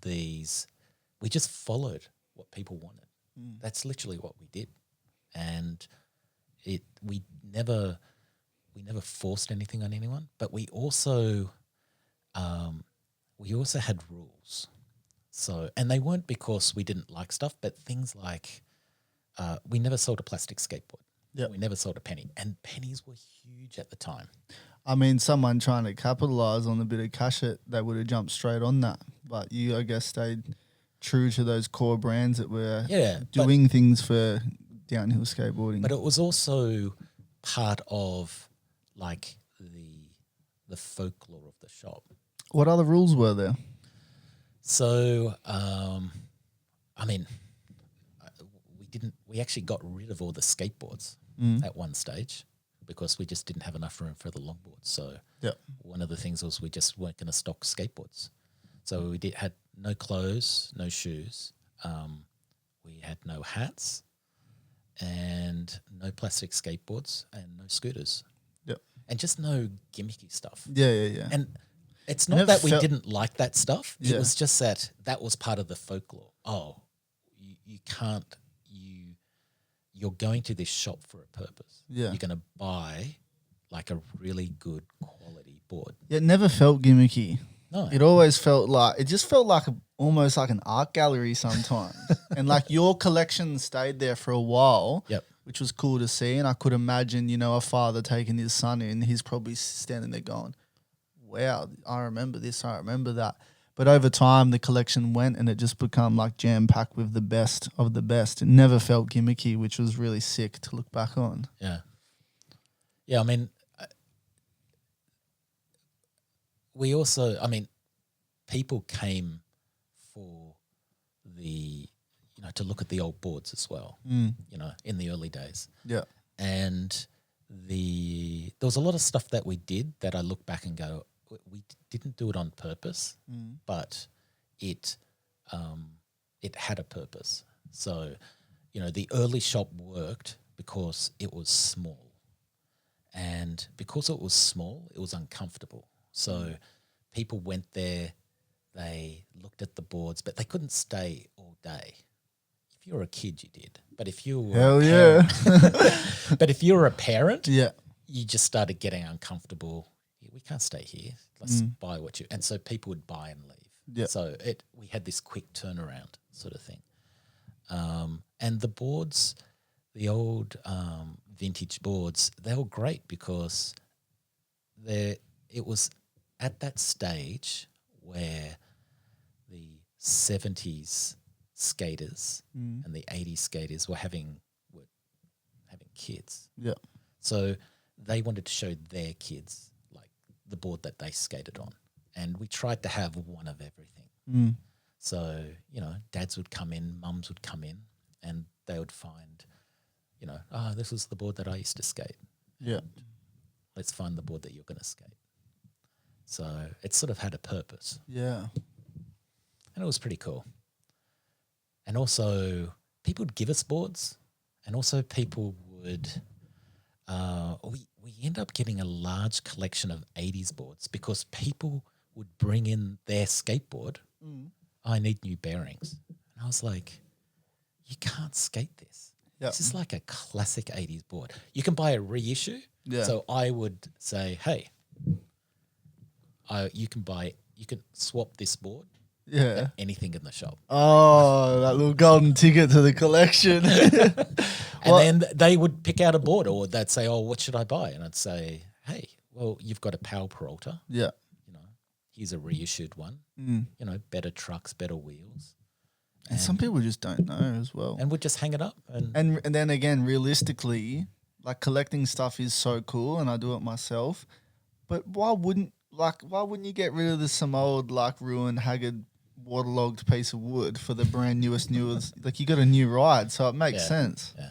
And we did swap fair for fair. So, I mean, I pretty much knew the secondhand market sort of thing. So, you know, around... I mean, you don't want someone knocking on your door saying, hey, you're ripping people off. Exactly. Yeah. Yeah. I mean, if someone came in with, like, you know, some super rare conical wheels or whatever on their board, you tell them, hey, those wheels are worth $1,000. Yeah. You know what I mean? But most people just had, you know, classic Powell Peralta 80s boards. Yeah. You know, nothing too spectacular, you know, nothing too rare. They were always just sort of nice boards. In terms of your collection, did you ever get some crazy offers from people walking through the doors? And if you did, were you down to sell your collection that was hanging in there, or what was the go? Well, the stuff, Robbo would sell it. So, yeah, occasionally people would come in. Some of the reissued stuff that we had hanging up would go, and I'd say to Robbo, Yeah, where's my board? Wasn't there a board on that? Oh, yeah. Someone offered me $500. I sold it. I'm like, oh, okay. What are we going to put there? Most of the vintage stuff, Yeah. no. When the shop, when the physical shop closed, there was some pretty crazy offers. Yeah, okay. So, I started selling the collection because it was all under my house. Yeah. And we couldn't get under the house. There was just so many boards under there. I mean, I think there was like 1,000 boards or something. Did you ever feel when you were collecting that you'd part with your collection one day? Because I just can't see myself doing it. Well, I think, I still have boards. Yeah. So I didn't sell boards that I really wanted. Right. I felt, most of my collection wasn't boards. Most of it were completes. They were like 70s completes, 80s completes. There was a few boards. Yep. But I just got to the point where I felt the collection owned me. I didn't own the collection. Okay. And I also thought I wasn't enjoying it. It was under the house. You've got your collection out. You're looking at it. You've got it hanging. Some of the boards that I have kept, hanging up or on display or whatever. Yep. But after the hop shop, it was all in boxes underneath the house. It just felt wrong that they were there, that they should be in collections or people, that wanted their first skateboard. Yeah. And that's what I did. Every Sunday, I'd go into the house and I'd grab 3 boards and I'd put them on eBay. Okay. $1 starting auction, finishes in 7 days. It took about a year to sell everything. Wow. I think the average price was about, I don't know, it was pretty high. Yeah. About $150. Yep. So it was a lot. So, but as soon as I started selling them, that's when the crazies started. Like, not the crazies, but the collectors came out of the woodwork. Yeah. So the collectors picked through most of it pretty quick in the early days. And that's when the haggling and the offers started. Yeah. Yeah. But I had a couple of big sales. Yeah. There was someone that bought all the Turners in one. I don't want to talk about it. One swoop. It was like 10 grand or something. That downhill gun. Oh yeah, that got sold later. Yeah. I wish it never It's got been set sold. up. Yeah, but they're not riding it. Oh no, they're not riding it. Ride it. I don't know. Would you ride it? I would, but that's me. I can very. I would ride it. I can understand why people wouldn't want to ride it, but I feel I was like just afraid to drill it. We did talk about it so often. Yeah. About setting it up. I think I even bought some radicals, or I bought some trucks. Yeah. For it, but we, I don't know, because it was undrilled and it was like this, fiberglass. It was almost like a surfboard. I was worried about drilling it. I don't know. Yeah.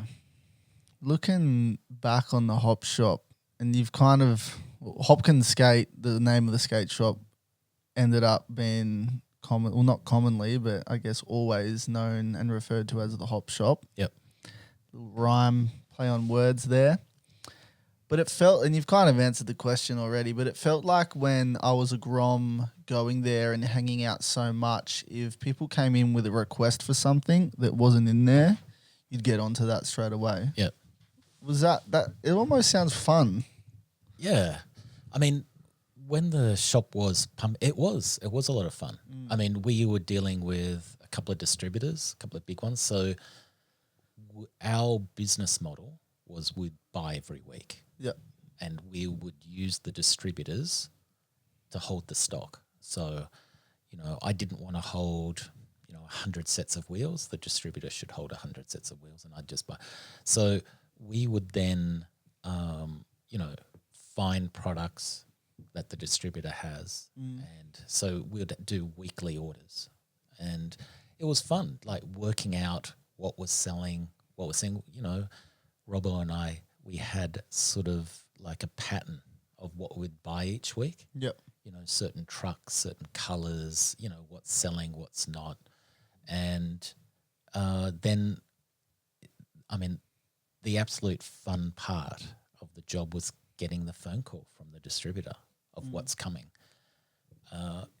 In the early days, talking to Rain and talking to Loaded, you get that information like really quickly. So now if I spoke to, say, you know, Jeremy at 88, you get to hear, that's some of the fun part of the job, hearing what they're prototyping, What they're cooking up. You know what I mean? What's selling, who's skating, where they're skating, you know, all that sort of thing.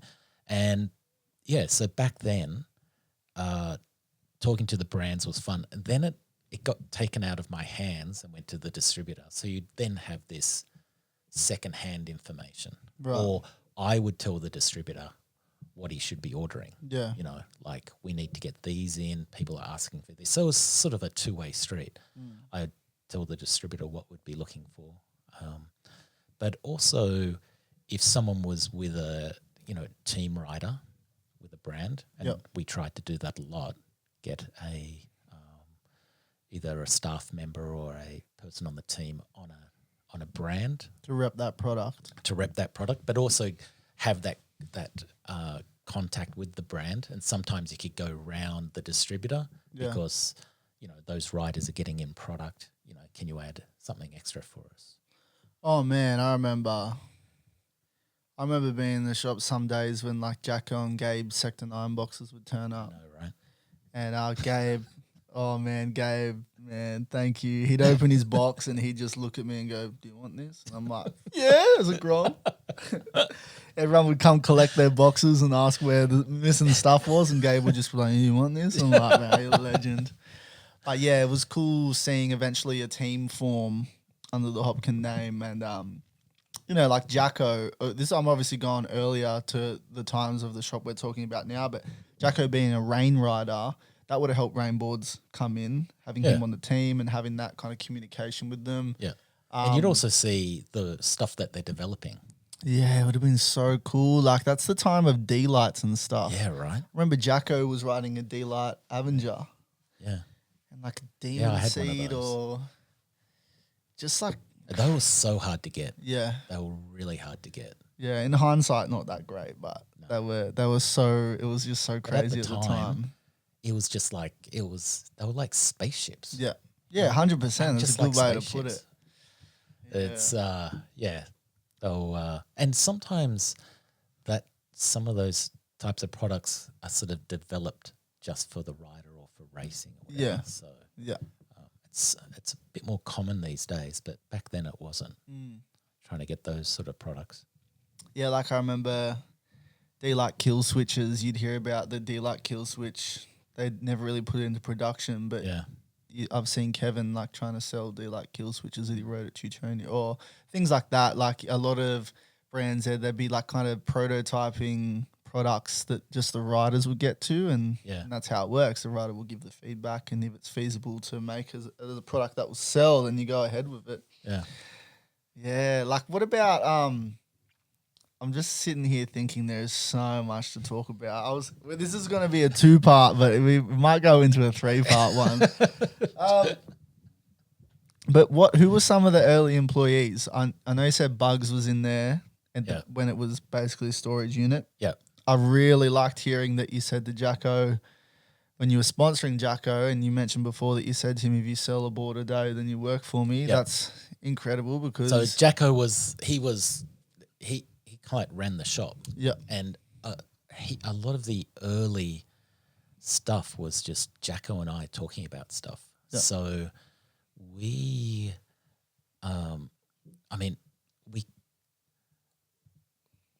came up with the configurator. And it's something that just no one was really doing at the time because everyone was doing these completes. Yeah. But we started this configurator. So, that sort of changed a lot of stuff for us because then people could go, oh, right, okay, so I can put lets you think about it as well. Yeah, right. the online configurator, it's like, okay, this deck, and now I've got the choice between Randall's or Paris. That's right. Or Crail or whatever it was at the yeah. time.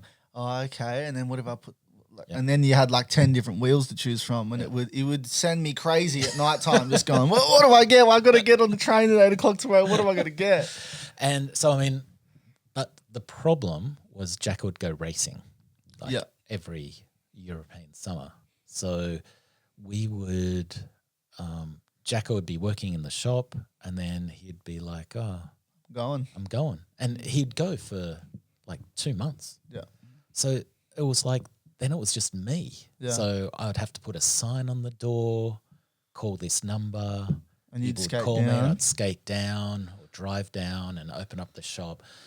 And I was like, the shop was getting busier, and I just couldn't do it. And I was just trying to think. Of like, you know, who could I call to help me? And we had recently done Newtons. Yeah. And I was looking after technology or something. I wasn't very good at it. And I was basically just the gopher for Robbo. Yeah. The whole thing. Robbo Tech, he had like all these, you know, his printers going, and you know, he was like and I just remember that weekend just going, wow, this dude is just like he just works and solves problems and that sort of thing. So I gave him a call. Yeah. And I said, what are you doing right now? And he goes, oh, I'm working at Tronga Zoo. Oh, yeah. He used to skate around at night time there. That's right. Yeah. Yeah. And I said, oh, right. And he goes, why? And I said, oh, I'm looking for someone to like run the hop shop. Yeah. And he goes, yeah. I went, yeah, what? He goes, yeah, I'll do it. I went, really? He goes, wait. Okay, I'll come over now. I went, why? Where were you? He goes, I just quit. Oh. And that was it. And he just drove over, and he never left. Wow, yeah. So that was Robbo. And sort of, I don't know, it was just like everyone just,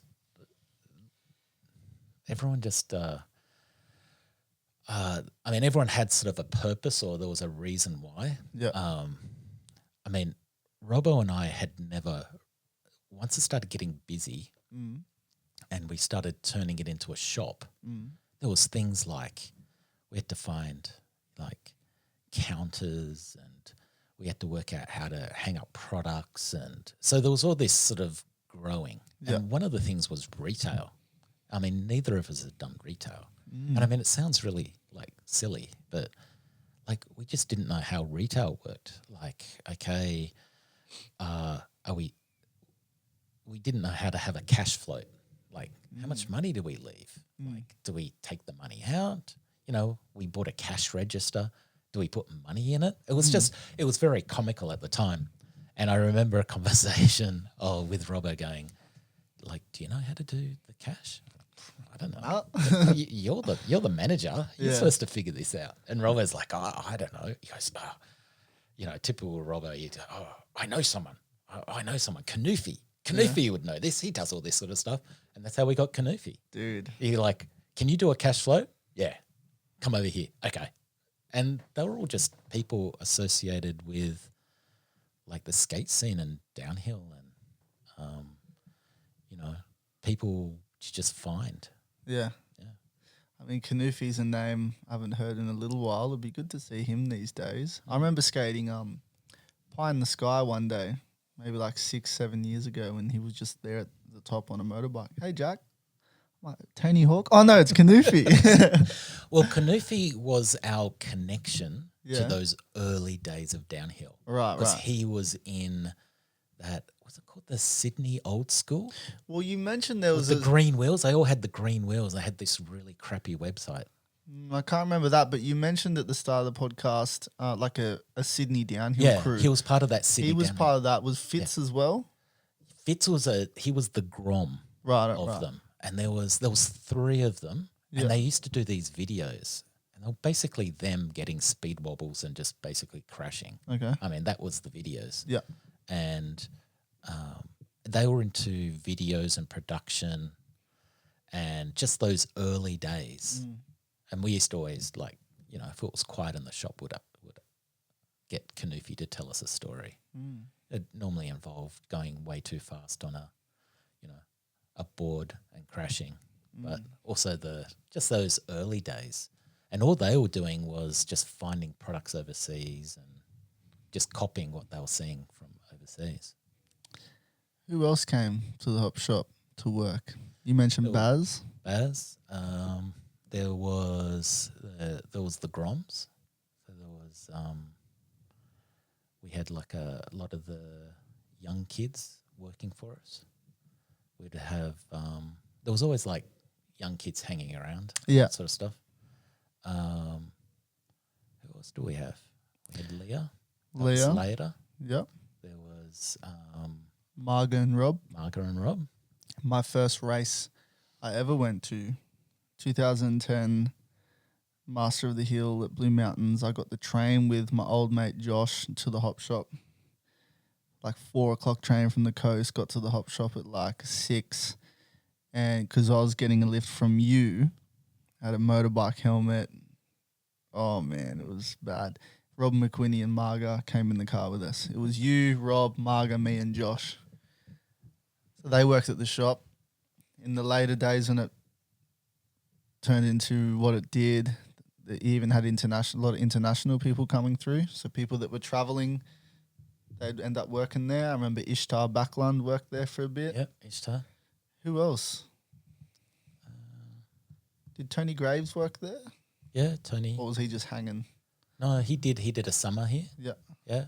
And, I mean, we always like to have the international riders. Yeah. Especially if they're coming over for Newtons. Do an afternoon in the shop. There was a few. I remember you I got the train down for this too. Sector 9. It was one of the maybe 2010 Newtons. The Newtons where it rained. I didn't skate that one. I hadn't skated it yet. I went down with my sister and her partner drove me down. We slept in the car. But I remember Sector 9 did a meet and greet on the Friday afternoon, I think, or a Thursday afternoon at the Hop shop. Yeah. And I remember going down and I was late because I had to go to school and I was late and I was there for like 10 minutes before the Sector 9 team jumped in their van and left. But I remember G-Mac gave me a Sector 9 hat and I got to say good day to Louis, and I just remember at the time I was like, I felt like I'd seen like the most famous person. I was that like shocked by it. But I remember there being lots of when pros would be in town or meet and greets and such. Well, I don't know if there were lots of them, but I know whenever they were that I'd want to be a part of it. Yeah. And when I'm looking back to just now thinking about the Hop shop birthdays. Like there was one time I'll never forget it because Ian and I had a shocker. We were skating with Bembro at Murray's and a bunch of other crew, and Ian and I foot brake Mongo and Bembro ripped into us. And the rip-in lasted from Murray's Beach all the way to St. Leonard's in the car. So we were like almost in tears in the back of Bembro's ute. Just like, I'm sorry, we're young. But we rocked Was it like up. a Fitzy foot brake, like an anchor just out the back? Oh, we were just doing the wrong thing and Bembro wasn't happy about it. But he was trying to teach us. But I remember we went to a Hop. It was like a Hop shop birthday. And that alleyway, like it's not the flattest piece of pavement. It was like a steep driveway. Yeah. And I remember there being a grom toss from like outside. It was like a big grom toss day. Like it's the Hop shop's birthday. We've been here for X amount of years. We're having a big thing. And we rocked up after skating all day, drove from Murray's to St. Leonard's, and there were so many people. I remember it. There were so many people, and they were doing a grom toss, throwing decks in the air, throwing wheels. There was a wheel from Dregs that was the only at the time, to my knowledge, black urethane wheel. It said "Love Your Mother" on it. Yeah, that's right. And it was huge. It was like 75 mil, but it was wide. A lot of wheels weren't as wide. And I remember in the grom toss, I'll never forget this, because I came home with a set of ABEC 11 Big Zigs that day. Oh, nice. The classic Thane is the word I was looking for. Yeah. But in the Grom Toss, one of those Love Your Mother wheels got thrown, and I remember all these kids jumped up, and this kid just got clocked on the head and knocked out on the pavement. And I remember going, I don't know if I want to be part of this Grom Toss. So when they threw the Big Zig, classic thing, Big Zig, I'm running down. You know that event in the UK or whatever, the running of the cheese? The cheese roll. I felt like I was in there. I'm running down to get this big. I'm risking my life for a classic thing, Big Zig. Like, you can't blame me.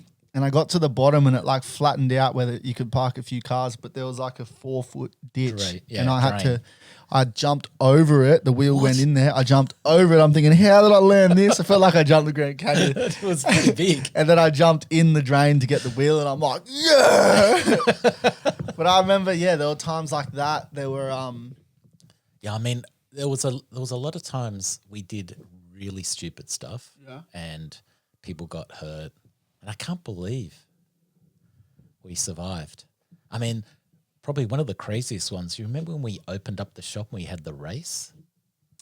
Well, I was about to mention you had this. It was like a sale, but race as well. Yeah, that was the opening of the new shop. And what we did, the push race. If you got first, you got to the front of the line. Yeah, but there was if you got first, you got at the front of the line. But there was also like 20 deals. Yes. So one deal, which if you got first place, you'd get the best deal. Yeah. It was like a $5 deck or something. It was like crazy. Precision trucks for $50. Yeah. And at the time, they're like $500-$600. Yeah. So, and then the second best thing would be like a Sector 9 Daniel division for $20. Yeah. So if you come first it was a push. Yeah, it was a push. Where did the push race start? It started. You know what? This is so funny. Me and my mates went down the weekend prior to practice the track, pushing from one place to another. And the day of the event, I mean, I'm talking 15, 16, so bear with me, but I had a girlfriend over the night before and I didn't go to the actual event. So I did all this practice and I messed it all up by having a girl over. And I remember the boys ringing me going, bro, we're on the train. Where are you getting on? And I'm like, nah. But we went to practice a push. I'm thinking back on it going, what was I doing, bro? But it was a sick, you're saying it was silly. I think it was a sick idea. Yeah, it was a great idea. It was really good. But the problem was there was just typical hop shop. There was no rules. Yeah. And we didn't really think it through. You would have lost money that day. Oh, no. Nah. That was one of our biggest sale days. Yeah. I mean, that was a really huge day. Oh, because everyone was turning out to the new shop. Everyone was turning out to the shop. The sales weren't there, but people bought. So, yeah. I mean, we did a lot of sales that day. It was more just typical no rules hop shop. So we didn't really think we are giving a bunch of kids a chance to get like an unbelievable bargain. And to do it, we're making them skate 10 kilometers. Yeah. And a lot of it was downhill. I think we broke legs and arms and, kids ended up in hospital. And, it was pretty crazy. It was. Yeah, it started a long way away. But these ideas, we would just talk about stuff in the hop shop and then they'd just get crazier and crazier and we'd go, how about we do this? How about we do that? And then we're just like, nah. Yeah. Well, what was the part? There was a pathway that kind of went under a bridge up the road. Yeah, so that was part of the track, but there were also things held there, like a little pathway race held there or something. Yeah. There was also in between the shop and the station, like an alleyway that went behind a building. Remember it was like straight, not steep, and then it would turn right at the end. There'd be little free ride sessions there. Yeah. So Gabe used to do his. Gabe used to do it, yeah. Yeah. His sliding with Gabe or something. Yeah. But Gabe slides. Like we'd jump on the train from the Central Coast. I think we'd have to stop at Hornsby, get on another train to St. Leonard's, and you'd get off the train. It is actually crazy thinking about it. At any given time in the big days of the shop, you'd go to that train station, there'd be skaters everywhere. Leaving, coming. And so if there's 20 people leaving, you'd skate past that alleyway and Gabe would probably be there sliding, teaching 10 people how to slide. You go to the shop and I look back on those times like honestly, there's so many things in my life that I thank and I'm grateful that a certain thing happened. But I think all the times going to the hop shop, getting on the train from, 2 hours away with my friends, and sometimes the friends change because people drop out, and being able to touch product and hope that I'll get it maybe for a birthday, or work and do jobs to get it. But having a place, and like, this, it goes without saying, but just for the people that are listening to the podcast, it's such a special time in my life to have had that. Because I think of people from around the country or other countries but I'll even just talk about Australia. Like, I have friends that skate who are like, no, I didn't have a shop too growing up. I used to buy off SoCal. And it's like, how lucky was I to be able to get on a train and go and sit in a shop? Like I said a few times in this podcast, sometimes I'd go with not a cent to my name and I'd sit there all day. And I'd be sitting there, a box of, Aero trucks came through, the thing I wanted more than anything in my life. I eventually got them from the Hop Shop too. They're still here on one of my boards. But I remember sitting there. Do you remember the free box? Remember we had the free box? Of Aero trucks? No, it didn't have Aero, but we'd put things in it every day. Yeah. Specifically for Groms. People that are hanging out, people would come in and see what was in the free box. Yeah, if you bought new wheels, you'd leave your old ones in the box and whatnot. Yeah. But no, I just remember like being there and having like boxes come in and nothing else to do. I may as well help out. Robbo would go, come on, get up. Grom, help me. And just being out, like looking back and knowing that there was a place for us to be and to see and to feel and talk and meet people and events and things to look forward to and to meet pros. Like, it was such a special time. And that's just me saying it. Yeah. Like, I always think, downhill skating, longboarding, it's had ups and downs. It's definitely not that big of an up right now. Like, I feel like it's the best time to skate because everyone that's skating absolutely loves it. Yep. But there were times where it was booming, for a lack of a better word. And I just think like maybe 95% of those people aren't skating anymore. But if they're asked about their childhood, what's it like knowing that so many people can share what I've just said and like look back on something that you created? I don't even have the words for it. Like, what's it like knowing that people had the same experience as me and are probably talking about it wherever they are now? Yeah, I don't know. I've never really thought about it. I mean, it was just something we all experienced, right?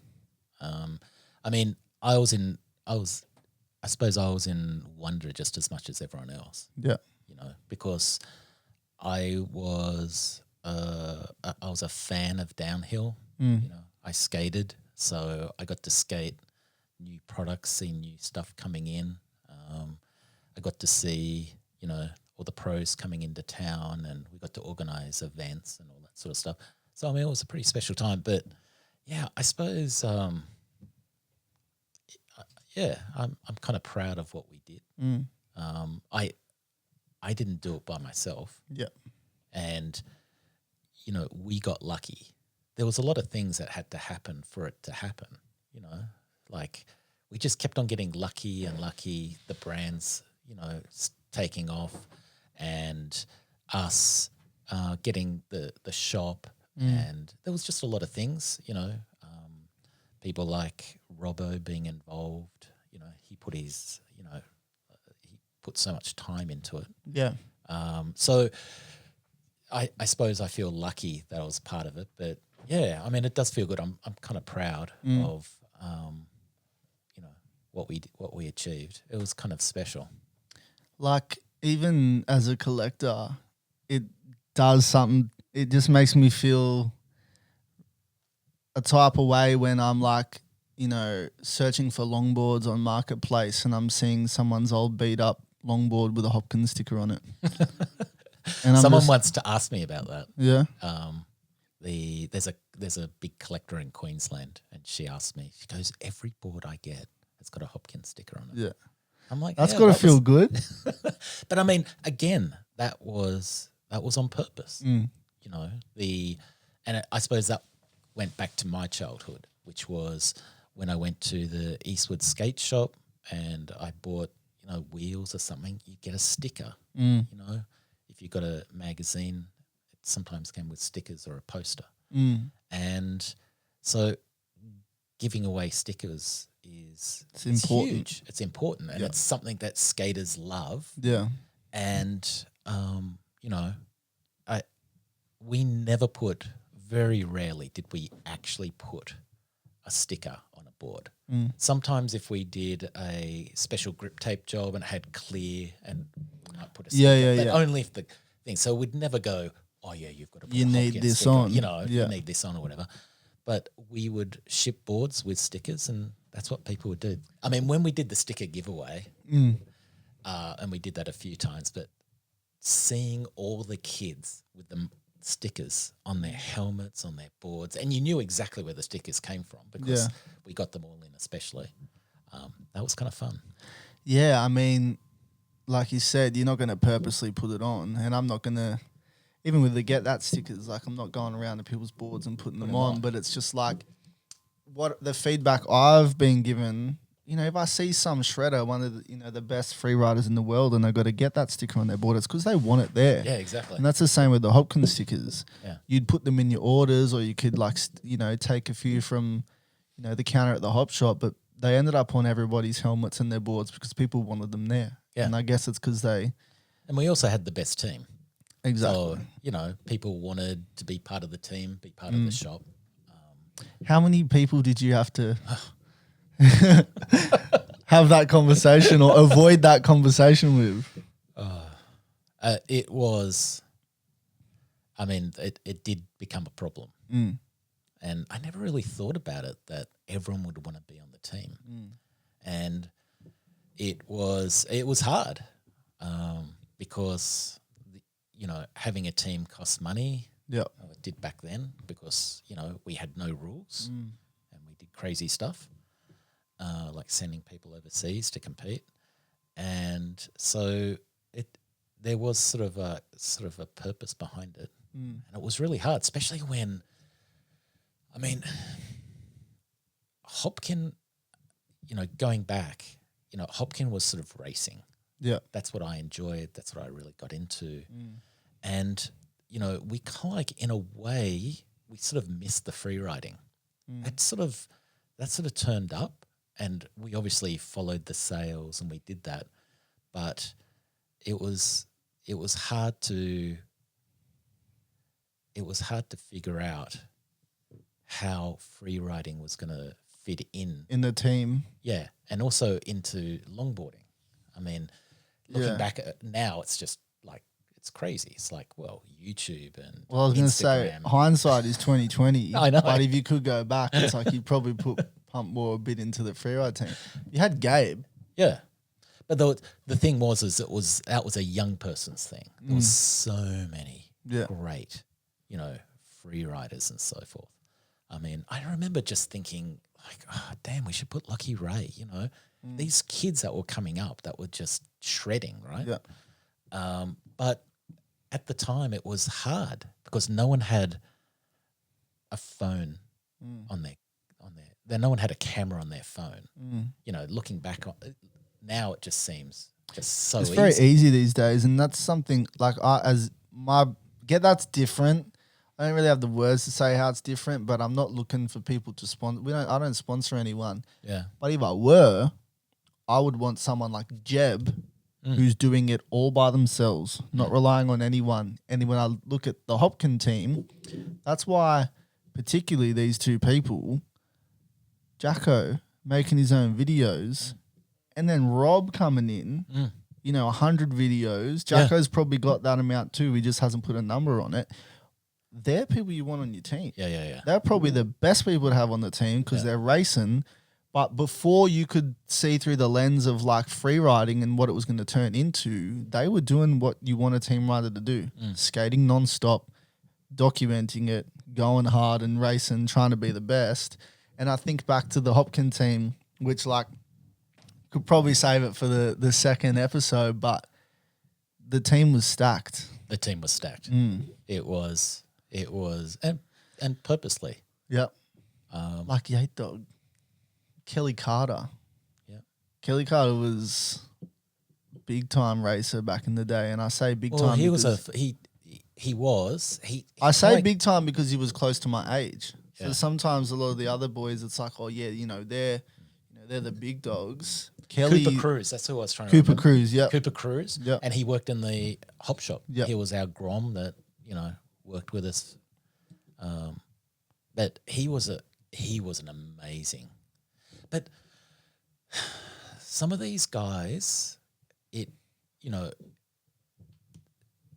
they grew up skating, being the best of their, friends and then, getting on the Hopkin team and all that sort of stuff. When it came to sort of Newtons and big racing and all that sort of stuff, there's just luck involved. Yeah, that's it. And a lot of them didn't understand that. And So when the luck didn't go their way, it kind of really brought them down. yeah, right. So, I mean, Kelly, he was probably, I don't know, he was so talented. And he was just, he just thought things in a different sort of way, but it never really translated to like winning races and so forth. I think it just got in his head a little bit, a lot of pressure. Yeah. When you're so good at skating, everyone expects you to do it. My favorite Kelly story is we did, I think it was a Grom bomb, or we did something up in the Blue Mountains. Yeah. And we picked him up. And he's got like a T-shirt on. I'm like, dude, we're going to the mountains. It's going to be free. He froze Yeah. all day. Why? Kelly, why? The reason was for the skate home. He would skate down Bondi Road. Yeah. And he didn't want a jacket or anything. He wanted to be aero to go faster. Oh, so my he goodness. literally froze all day. Yeah. Just so he'd be more aerodynamic on his skate home. Wow. But that's just Yeah. who he was. I mean, that's just like crazy hop shop, no rules. So many good stories. There's so much that's come back. Like I was obviously preparing a bit for this interview, but there's so much, and I feel like there's still a lot to talk about the first shot, but we're kind of at the second shot by now. I'd like to touch on the team a bit more in the next episode and some of the trips that you sent them on, which would have been like, being part of a skateboarding team and being sent to places around the world and being able to document those times with your friends would have been, the fondest memories from those people. But there's still a lot I want to talk to about product to talk to you about product wise. I want to talk about the event side of things. I mean, being like major sponsor and organizer of events and whatnot is some conversations I want to have. But pretty solid effort on this first episode. You think so? A lot coming back to me. Like the Grom. Well, I mean, it was the hop shop was like it was pumping for a lot of years. Yeah. And I remember Robbo saying one day, like, we should just like vlogs weren't a thing then, but he goes, we should just do a video every day of all the crazy stuff that happens in the shop. Because there were no rules. Yeah. Like Gabe would just like the Gabe skateboard where he found a block of wood and then he stuck wheels and trucks on it and then he started free riding on it. It was just, stuff like that would happen all the time. I remember Rob making videos or had videos skating around St. Leonard's, I'm guessing on a lunch break, where he'd like fix a GoPro 1 or 2 to the back of his board. I'm like, who else is thinking of doing this? Yeah. But yeah. Him and Jacko were always doing stuff like that. Can we Yeah. fit a camera underneath the skateboard? Can we do this? Can we do that? They were fun times. Fun times. We're going to wrap it up here for the first episode. I told you when you got here, I'm like, we should probably do a 2-part episode. I'm definitely feeling like it's going to be a 3-part. So many good times. Like I know I opened up a bit then about what the Hop Shop meant to me, but I'm sure if there's people watching the podcast now that were around in those times, like let Hop know, send him a message or leave a comment of what the Hop Shop was for you. DM down, put a message down. Tell us your favourite Hop Shop your story. experience. Because I mean, the team went everywhere. They went all around Australia. Yep. People travelled. We had tourist buses turn up. The bus driver would bring in people. He'd say, "I've never been to a skate shop before, but these people from overseas requested to come to the skate shop. You So, probably had like schools asking for work experience and stuff. Yeah, we did all that sort of stuff. But yeah, comment below. Tell us your favorite hop shop story. Let us know. I got heaps more up my sleeve. I'll save my other stories for the part 2 and part 3. Thanks again for driving up. I mean, it's pissing down rain out there, and you came all the way to the coast. Well, we've been talking about it for so long. I know. And yeah, I had to hassle Pat. Pat, quick, come over here. Say good day. Pat's been in here directing. Say good day to that camera. G'day. Hello. In the get that, of course. Yes. Thanks for coming tonight and helping out do this. You can probably edit it for me too. No, but yeah, getting in the car and coming up all this way. Thanks for hopping on. Like, I wish I could do more of these, and I'll be honest, without Haz here, it's hard to. Love you, Haz. We'll try and do more. Shout out to Haz, but yeah, we'll get you back up. We'll do another one. We'll keep doing more, and then. Yeah, for any other podcast, I could use a director and someone else to chat to. So thanks for jumping on, Hop. Easy. Appreciate it. Love it. Thanks for watching the Get That Skate podcast. Hopefully have new stuff on the website soon. I know it's been quiet lately, but life gets to you. So, yeah. Cheers. Like, subscribe, share, whatever. It's on YouTube. It's not anywhere else yet. I'll get to that one day. Love you all. Thanks for listening. Oh, 2 hours, 1 minute. I know. I timed that well.